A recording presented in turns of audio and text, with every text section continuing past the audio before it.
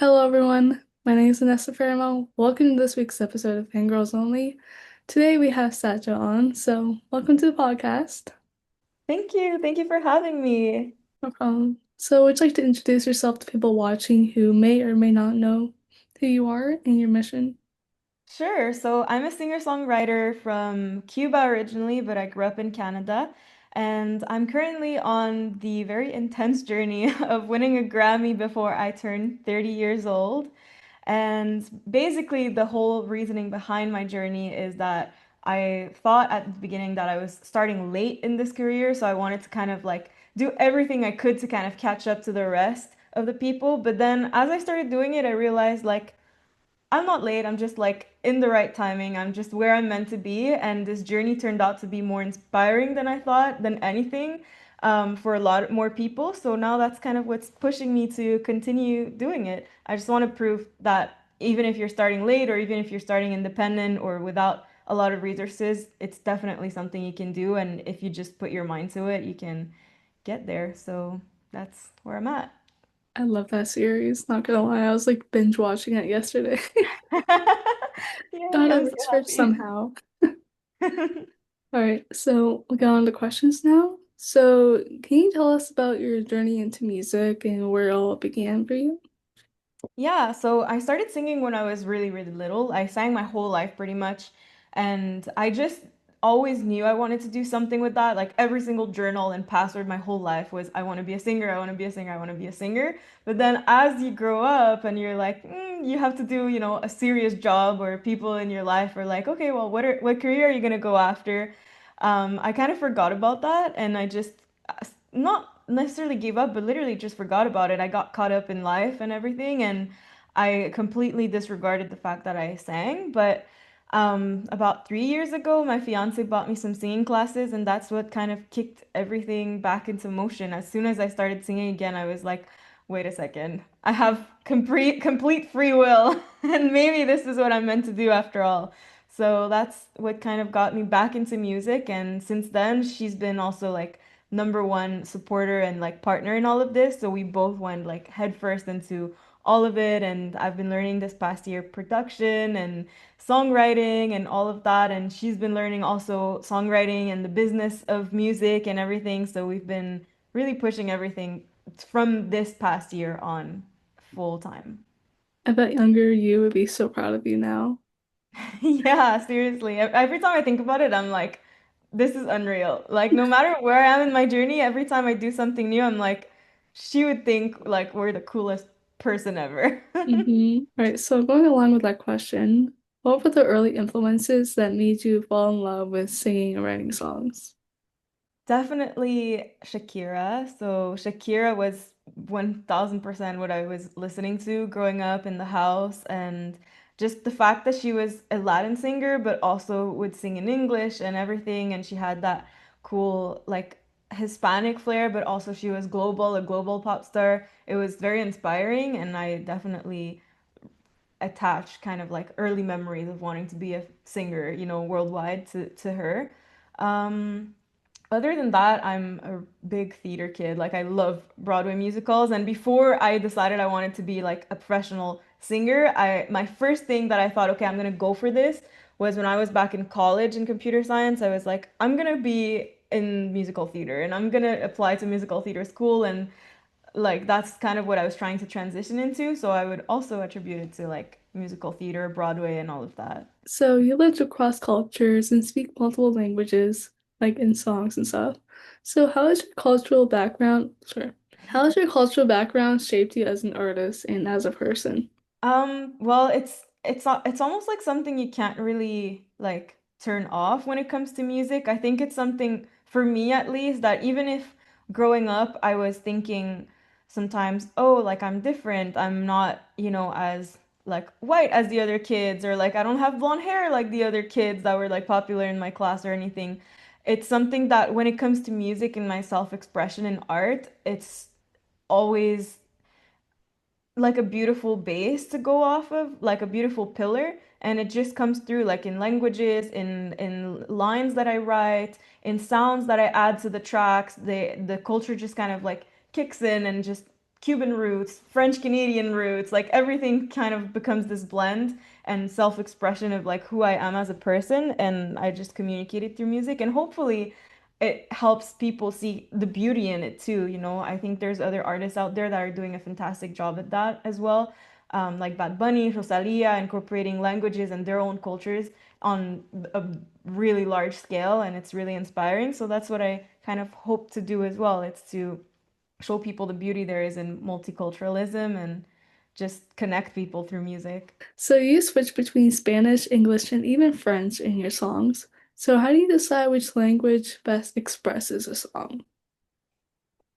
It depends. I don't know. It's kind of just a feeling, like a vibe, I would say. Depending on the story we're telling. For example, the Aunque Vuelva song was a Spanish bolero and it was almost fully in Spanish at first. Then we had some lines in English, and then there was like one line in French that just made reference to growing up in Canada and always taking flights from Montreal to Cuba. So really depending on like the story we're telling, sometimes it kicks in. Worth the Silence actually started with the first verse in Spanish, and the published version that is out there right now, the first verse is in French, and it ultimately changed to a French verse because like the person that we were thinking of, like that relationship was with a francophone and bilingual friend that was like a francophone and English. So I was like, you know what, it would make it even more like personal if like if I was talking to that person, I would be telling them in French, you know, or in English. So that's how it ended up being French at first, then English, and then in the bridge it has a little bit of Spanish. So yeah, it just depends on the story. Sometimes we make the last minute changes too, just like that to make it more true to the story we're telling. Here's like subtly like teaching people different languages through songs. Like if someone's like Spanish wanting to learn English, you can like go through your songs and be like, oh yeah.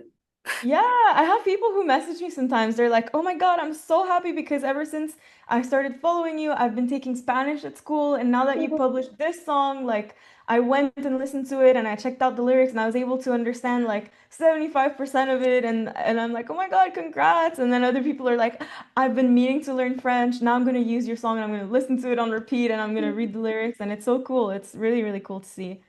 Who needs Duolingo at this point? Yeah, no, honestly, Duolingo is a great tool. So if they use like Duolingo and then like put the songs on a loop, I think they're solid. Fluent. Yep. All right. So who are the artists, past or present, that influence your sound the most? And has that changed as your music has evolved, changed? Well, right now I'm in a tr not transitional, but I'm in like a test mode phase. So based on the Grammy series that I'm doing, I kind of put it out there that I'm doing 12 months of 12 songs, and the whole point of it, the whole goal behind it, is to test out different things, like different genres, different sounds, different languages, different aesthetics, just really testing everything so that I can, I guess you would call it like an A&R artist, no, maybe like an A&R phase, like where I'm developing my artist brand. Oh, So my sound is really all over the place right now. I would say like the past song was inspired by Reputation from Taylor Swift. The one before was inspired by like classic Cuban boleros. The I don't know, the first one was Brillando, was like classic reggaeton hit, like I don't know, maybe like Shakira. And then, so I have like a lot of different things from a lot of different artists that I like. But where I'm going moving forward with the next couple of records that I'm trying to create is more Lana, Billy, Kali Uchis. Like I'm mixing a little bit of alternative and vibey sounds in there as well. I want to see what that sounds like with Spanish, like with a Spanish flair, but if it was like Billy, Lana infused. sounds interesting. Yeah. All right. So you publicly described this era as your life, as you mentioned before, the 3-year mission to win a Grammy, which we're all manifesting for you. Thank you. So how did that goal come up to you, and what is your strategy for making your dreams come true? Or Well, get yeah, so the goal came to me because like I said, I realized, okay, this is what I'm going to do 100%. I'm going to become a singer, a professional singer, no matter what it takes. And then I was reading this book called 10x is easier or better than 2x. And basically, this book describes the fact that if you decide to 10x a goal, it becomes automatically easier to achieve it than if you were trying to 2x this goal. Because most people are working in the 2x zone. So essentially, if you're trying to get to close, like, let's just say it's in business, if you're trying to close 10 new clients this month, then most people are after that goal. Oh, I'm going to sign like 5 to 10 new clients this month, right? So you're going to be doing the same similar strategies, similar goals, similar everything to what they're doing. Versus when you try to 10x something, which would be I'm going to try to close like $1 million worth of clients, that at that point you have to 10x everything you're doing. You have to think in $1 million mindset. So it's the same thing with this Grammy goal. Basically, I applied that rule to my singing career, and I was like, okay, well, everyone is trying to, I don't know, publish their first album, right? For me, I didn't have a single song out, but I was like, okay, if I'm thinking like past the first step or the second step, if I'm thinking what's the long-term biggest goal I could ever achieve, then I'm gonna start thinking differently. And that's where I shaped my whole strategy around winning a Grammy in 3 years, because that makes it that I'm working every day. I'm publishing a song every month. I'm publishing content every day. I'm like doing everything to the max basically and networking like crazy. So essentially, I'm doing things to the next level, or at least trying to, so that I can fast pace that goal. And at least, even if I don't land on the Grammy, I'll maybe land like way ahead in my music career than I would if I just aimed to finish one album. So that's kind of where the strategy came from. And yeah, well, I guess I also described the strategy in the end. So I'm doing the 12 songs right now, one song per month, posting every single day. Something that I added now is I'm going live as well on all platforms. So I'm multi-streaming the journey as well. And I started streaming 5 times a week so that people can join me, hear me live. I'm doing basically like 3 times a week. It's kind of like a little concert. I do song requests, I do a set list that's multilingual with songs from all over the world. And then also 2 times a week, I do something more low key and more personal. So this week I edited the video for the new song for If You Could See You. So people were on the live watching how I edited it. They were helping me pick the videos, like the takes, helping me pick the effects we're putting on there. And yeah, I plan on continuing to do that, like maybe even picking the songs or recording the songs and showcasing kind of the whole journey, because I feel like that way it's going to be more transparent. Maybe some people can learn at the same time something. And yeah, it's just going to help bring people along and see the whole process actually behind the scenes. Maybe you'll land a record label out of this. Yeah, Like, maybe. You never know. You never know who's watching. So, what has been some of your most difficult moments in your music journey so far, and and how have you pushed through them? Like the hardest moments. Yeah, like I guess like in this era of your life right now, the Um, journey. well, I guess the hardest one was really at the beginning. I had this plan, like this idea of how it was gonna go. I was working with a specific musician here in Portugal. I thought I was gonna come here, record with the musician, and it was gonna be all kind of like a partnership, and it was gonna be way easier. And then that fell through, and I just kind of had already planned to come to Portugal, so I didn't know what to do from there. And I was like, okay, well, I guess now I'm like alone in Portugal. Well, not alone. I was with Chantal, my partner, but now we're like starting from square one, and we're, in Portugal, no more contacts. Like, what do we do? And we just committed to it. We were like, I guess we always take everything that comes to us as everything that happens was meant to happen. Everything happens Say for a that. reason, and if something's meant for you, nothing's going to take it away. So that wasn't meant for us. And then that sparked the decision of making our own original music in the summer. And we focused on really starting to publish original music by ourselves and recording also the multilingual covers that we started doing. So that's basically what sparked the whole strategy and what gave me the courage to be like, that's okay. I don't need whatever I had in mind. I can do it on my own. And maybe it's better because that way I can just be in Portugal alone and focus on all the things I have to record, plan, edit, post. And if I had those connections and so many live gigs booked, in Portugal, maybe I wouldn't have enough time to manage the social media presence as well. So that's how we took it Nice. and pushed forward with it. Yeah. All right. So what kind of messages or emotions do you hope that listeners can like take away from your music? And like have any fan reactions? Sorry. That's okay. Have any fan reactions like surprise you in any way?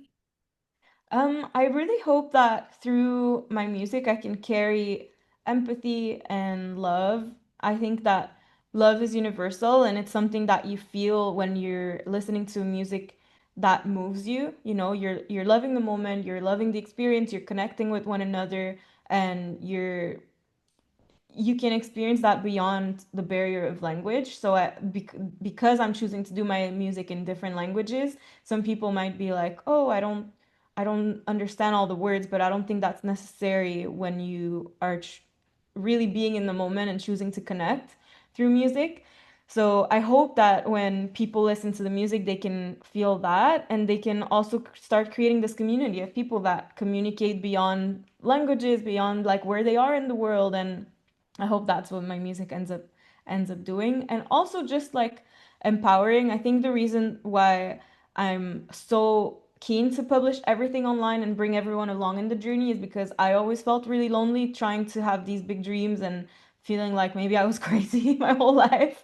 So I think creating a community for me through my music is like one of the most important things. And just seeing already people reaching out and saying, I'm going after my dreams, you really inspired me, or like what you told me was so kind, and now I believe, and now I'm doing this. Like those kind of messages that we've been receiving have definitely solidified that this is definitely the way we want to do it. And publishing everything, some people sometimes are like, oh, I don't want to say what I'm doing, or I don't want to post my, you know, my goals because then people might wish ill on them or something like that. But for me, it's always like, I mean, regardless of what people wish or not, there's a chance that I fail.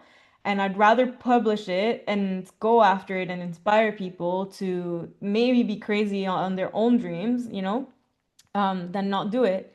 Because if I can create like a family of people that feel like we can all be crazy together, we can all believe in each other, and there's space for all of us to succeed, then that would make me really happy. That would be like my biggest dream for the career. So this is the last question. And what's coming next for you? Like any new releases, collaborations, anything? Yeah. Absolutely. So we have a song. I think it's the first song that's going to be almost fully bilingual at French and English, Wow. no Spanish. So we have a song that it's probably my favorite song we've written so far. And it's about the first time that Chantal and I met. So it's Aw. really dear to both of our hearts. And I'm really excited for that one. Also, there's another song that we have in the works. Like we're trying to incorporate different styles, like I said. So it's been really exciting. We have the song that's like Lana inspired. We have a song that's like inspired a little bit by The Weeknd.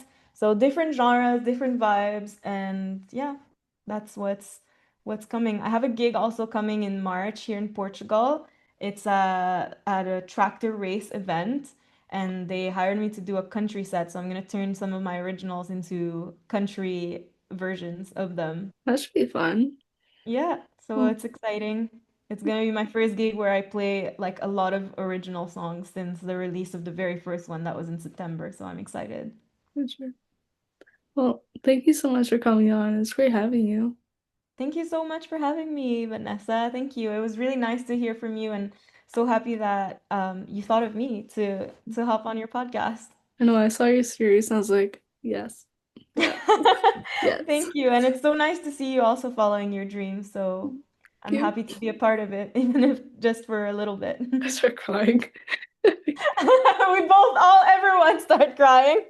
No, honestly, I think like it's so inspiring to see other women going after their dreams and putting themselves out there. It's terrifying for women to like reach out, DM people, put themselves out there. Like I don't think we're told enough like you can do this and you can also like get rejected and continue, you know, it's fine. So I think it's really, really admirable of you to be doing it and to, yeah, to be reaching out to people. All right. Well, have a great rest of your day. Thank you, you as well. Bye. See you soon.